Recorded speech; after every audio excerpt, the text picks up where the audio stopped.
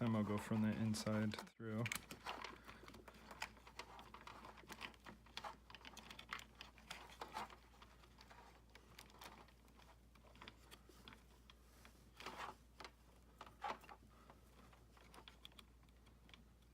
To here. And then from here underneath.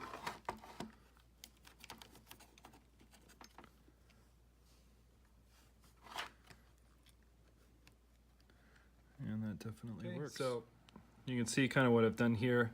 I've sort of twisted them around each other so that this is the one from the pie, that's the long one. This is the short one. So I've sort of twisted around so that they can get there and not contact the wheel. And that's the finishing touch.